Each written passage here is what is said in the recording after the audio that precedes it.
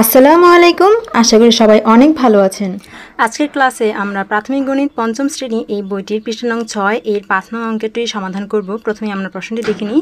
প্রশ্নটিতে লেখা আছে, গ্রামবাসীরা গ্রামের রাস্তা মেরামতের জন্য টাকা তোলার সিদ্ধান্ত নিলেন।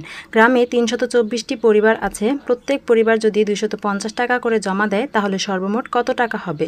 এখানে বলেছে প্রত্যেকটি পরিবার 250 টাকা করে জমা দেয়, অর্থাৎ একটি পরিবার 250 টাকা জমা দেয়। আর গ্রামে পরিবার আছে 324টি, অর্থাৎ 324 গুণ টাকা উঠবে, তাই না? তাহলে আমরা 324 দিয়ে এই টাকাটা গুণ করলে কিন্তু কত টাকা উঠবে সেটা আমরা পেয়ে যাব। তাহলে আমরা কিভাবে সমাধান করব এটা দেখি। চলো আমরা লিখব, একটি পরিবার জমা দেয় 250 টাকা। সুতরাং 324টি পরিবার জমা দেয় 250 গুণ 324 টাকা। আমরা সাইডে একটু রাফটা করি।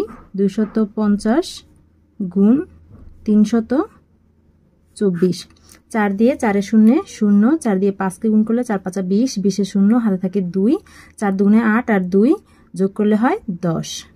এরপর দশক স্থান থেকে গুণফল লেখা শুরু করতে হবে। 2 এ 0 0, 5 দুগুণে 10, 10 এ 0 হাতে থাকে 1, 2 দুগুণে 4 আর হাতের 1 যোগ করলে হয় 5। তারপর একক স্থানে 0, দশক স্থানে 0, শতক স্থান থেকে গুণফলটা লেখা শুরু করতে হবে, কারণ আমরা শতক স্থানের 3 দিয়ে গুণ করব। 3 দিয়ে 0কে গুণ করলে 3 এ 0 0, 3 দিয়ে 5কে গুণ করলে 3 5 15, 15 আর 5 হাতে থাকে 1, তারপর 3 দুগুণে 6 আর 1 যোগ করলে হয় 7।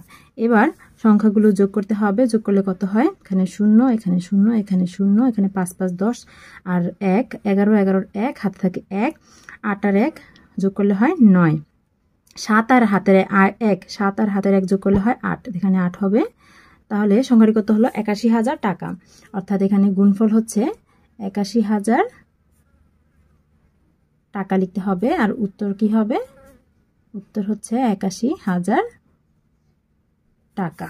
শিক্ষার্থীরা আশা করি বুঝতে পেরেছেন। এতক্ষণ সাথে থাকার জন্য সবাইকে ধন্যবাদ। আজকে বিদায় নিতে হচ্ছে। নতুন গণিত বইয়ের সকল অঙ্কের সমাধান পেতে আমাদের সাথেই থেকো। আল্লাহ হাফেজ।